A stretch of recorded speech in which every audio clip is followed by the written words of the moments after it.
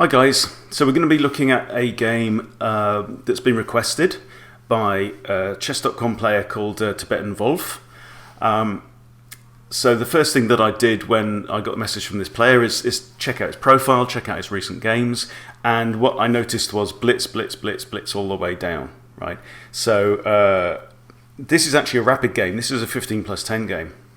So for any player who is rated below 1000, I would say number one thing, just quit playing blitz, because what you're doing, if you play blitz, you're practicing playing bad chess, right? If you don't have time to scan the board on each move, figure out, the theme of this video is undefended pieces, figure out if any of your pieces are undefended or will be undefended, and likewise for your opponent, have they left any pieces hanging as well. If you haven't got time to do that, then you simply need to give yourself more time. So play a longer time control. Play 30-minute rapid chess or 15+10 rapid. Do not play blitz, because if you are making blunders and leaving pieces hanging all the time, then all you're doing is you're practicing playing badly. And the more you practice something, you'll just get more of that. So I would seriously recommend, if you've got half an hour a day, then play a 15-10 game. Don't play 10 3-minute games, right? Because it's just pointless. You're just going to be practicing losing. So what you really need to do is give yourself time to look at everything that's going on, consider all of your options, and tell yourself why this move that you're going to make is the best move that you can, right? So let's dive into the game. So the theme of the video is undefended pieces. We are looking for pieces that are undefended on white side, which is Tibetan Wolf, and also on black side. So black here is rated nearly 250 points higher. Okay, white opens with e4, e5 is played, knight to f3, so far so standard. White here plays an unusual move, which chess.com tells me is called the Taylor opening. It's a bit of a weird one. I mean, normally you'd expect this bishop either to come out to b5 for the re-Lopez or c4 for the Italian game.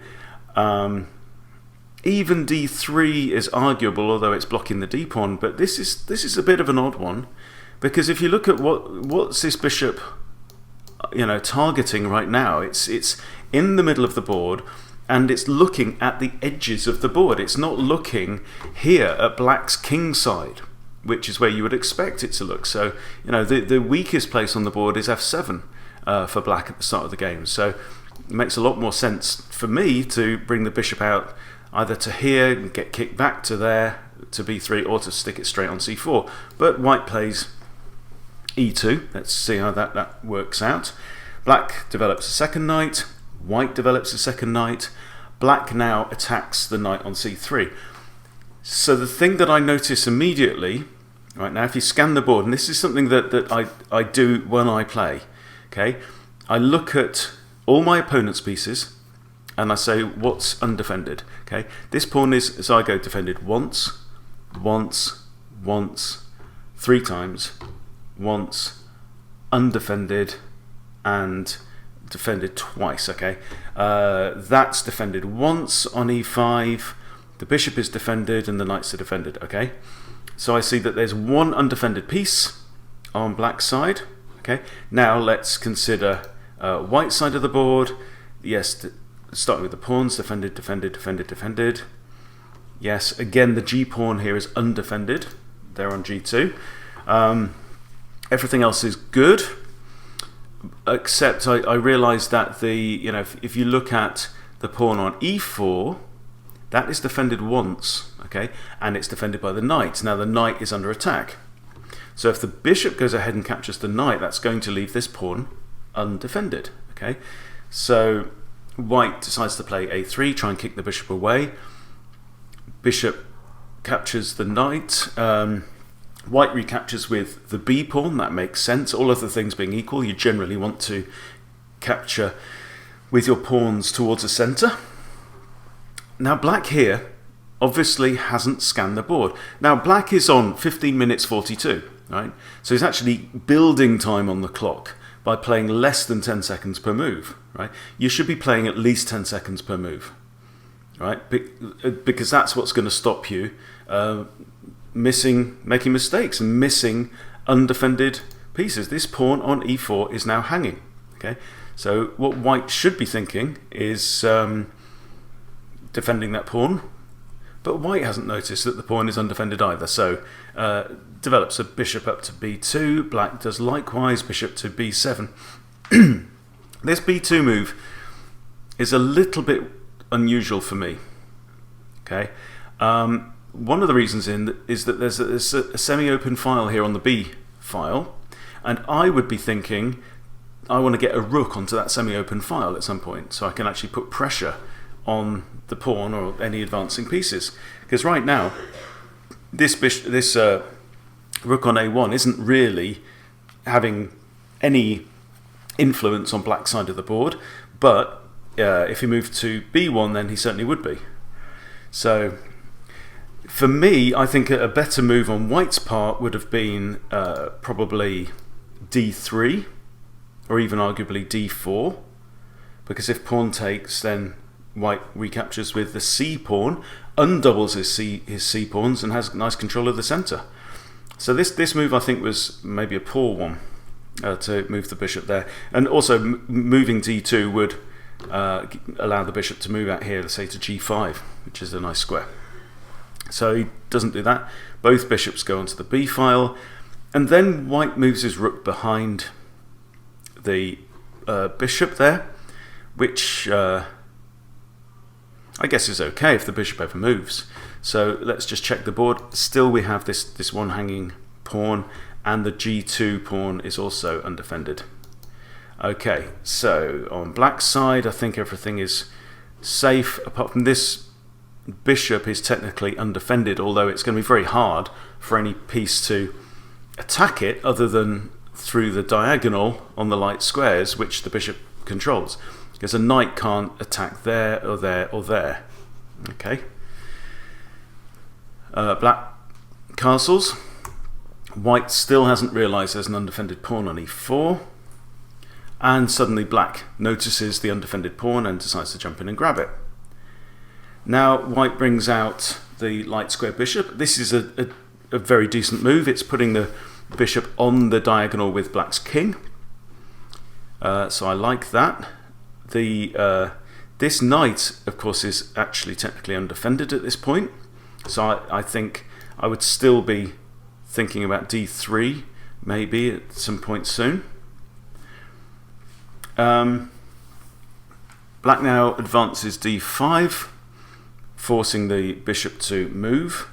Now I would be thinking now about moving the bishop probably back to a2, to here, where it's nicely safely tucked away and like it's hiding like a sniper, just ready to dive in and cause trouble later on. But white decides to move it to b3, where it's now, this rook now has two bishops in front of it. So it's looking at the back of their heads. It's giving this rook even less influence on the board.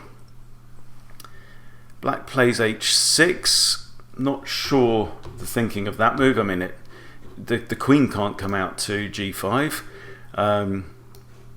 and the white's knight wasn't going to move there either because it's defended twice already by the knight and the queen. This move kind of makes sense to me.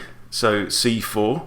So I guess white's thinking if black captures with the d pawn, then he recaptures with the bishop, and the bishop still now just has one pawn in between it and black's king, so that pawn will be pinned again. Black declines the pawn exchange, which is good. You know, it's always a good sign when people don't immediately dive into any exchange that's offered. Because I think black would have come out the worse out of that exchange. So he decides to move the knight, get the knight maybe towards safety.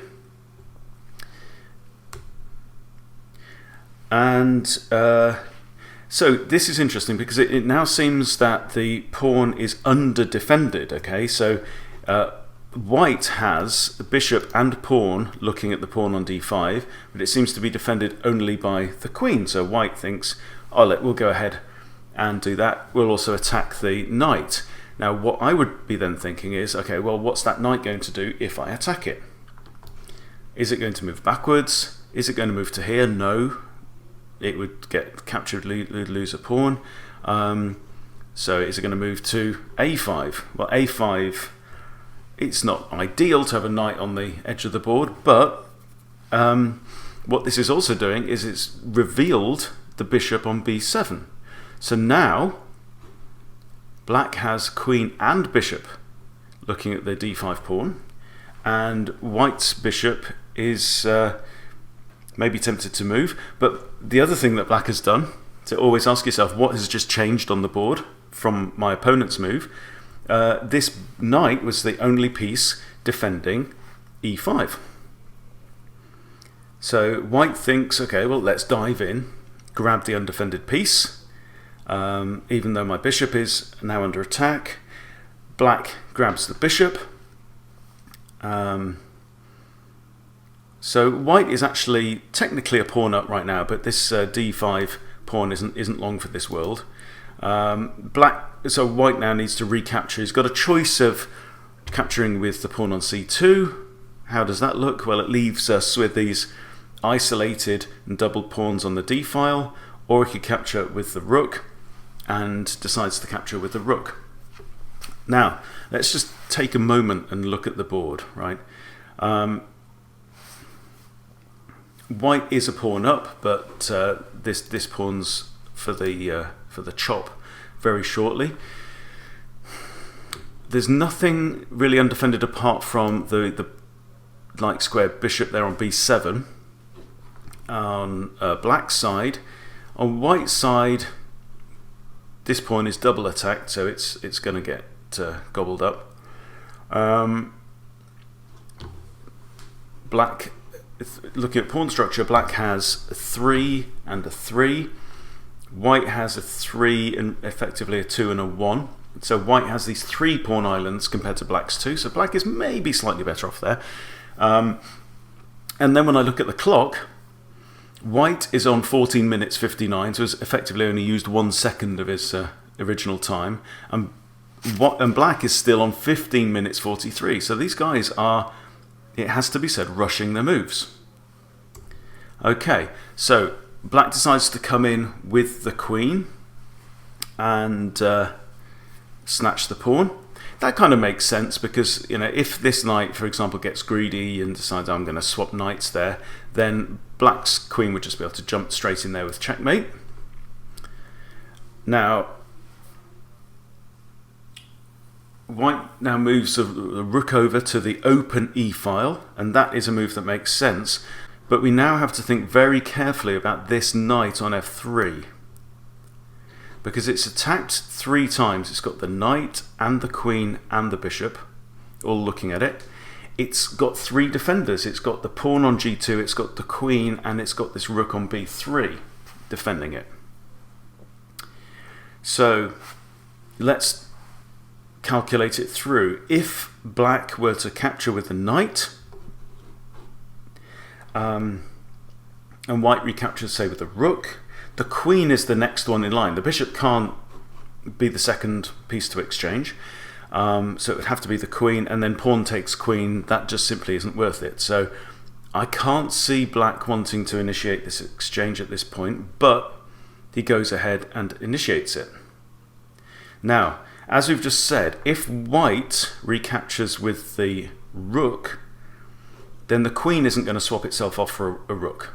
Okay, that just isn't going to happen. What white does is actually capture with the queen, and in the process leaving the pawn on d2 hanging. So I think that was a mistake, because black now has a few options. He could snatch the pawn, or he could exchange queens. Okay, now if he exchanged queens, if he captures there, then white has 2 options, neither of which is pleasant. Basically, you'd have to recapture with the g2 pawn, because capturing with the rook would mean bishop takes rook, and he'd have to recapture with the g2 pawn anyway, and he'd have just lost an exchange because he's given up a rook for a bishop. Okay, so I think that exchange would be favourable for black. Black actually decides instead to go for the pawn on d2. Now, there's a serious threat here. Always have to look for threats on the board. Okay, the threat is queen takes e1, and that's checkmate. So, white now has some thinking to do. Okay, needs to make sure that this rook is defended and the back rank is defended. He can't move the rook away, because you've got queen to c1 would be checkmate as well eventually. So and this pawn on c2 is also hanging, so you should always be thinking, what is undefended? Those two pieces are undefended on the board. Okay, so what can we do that defends both those pieces? Well, one option simply would be move the queen down to d2. Another option would be d1. Another option would be queen to e2. The material is pretty even at the moment. Black is one pawn ahead. That's all. So I think either of those moves would be fine. Now, what white comes up with is moving the bishop to c3. Now, that does attack the queen. It does defend the rook. The bishop itself is defended, but it doesn't do anything about the c2 pawn. So black just goes ahead and grabs the c2 pawn. Black is now 2 pawns ahead. And the other thing we have to notice is that since the queen moved down there and grabbed that pawn, right, white's queen is now en prise. It's now it's defended by pawn, but this bishop can come in at any point and grab it now. But because black did that, white has to focus entirely on this defense, and moving the bishop was the wrong one because it's leaving the queen in danger. So either that move or that move would have been absolutely fine. So I think this is probably the biggest blunder of the game on white's side from my perspective. So he had to put that queen where it could be exchanged. This is just an error. So yeah, black takes the pawn. White's queen is now in danger. White doesn't notice that the queen is in danger and loses his queen. Has to retake with the g2 pawn, loses a bishop, and then that's the end of the game and resigns. Okay, so it's all come down to just literally not spotting undefended pieces. I think literally just a few moves before.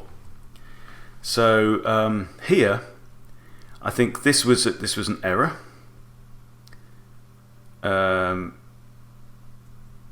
White had 2 decent moves. E2, queen to e2 or queen to d1 would have been perfectly playable, and the game could have continued. Also, potentially, there's a capture of the bishop, but that in this case would have led to checkmate straight away. So it literally just is that. It's look at the position, look at what the threats are, and the threat here, the main one is checkmate. Okay, so I have to right, major threats. Okay. That's the number one, checkmate. Okay, this is how I think about it. Number 2 is my queen's under attack on f3. So how can I link these 2 pieces together so they are both protected from the queen? And the obvious answer is that move or that move, and then also defends the pawn. There would also have been this one as well, queen to e3, but that would have left the pawn still hanging. Another thing that white could maybe be thinking about at some point is an attack on g7. So when something happens, when there's a threat, always take your time. Do not lose a game with 14 minutes still on the clock out of a 15-minute starting clock. That's just it shows that the white here is not considering what's going on the board. You have time. You have 14 minutes left. Look at the entire board. Identify all the threats and identify any opportunities that you've got to attack. evaluate the candidate moves, and choose the best one. It's as simple as that, really. And the player has made some decent moves. I think it's a reasonable game on both sides. And I think that simply rushing, it's all back to the first rule in chess bootcamp is take your time. And I think taking your time, in this case for Tibetan Wolf, would really pay dividends. Thank you.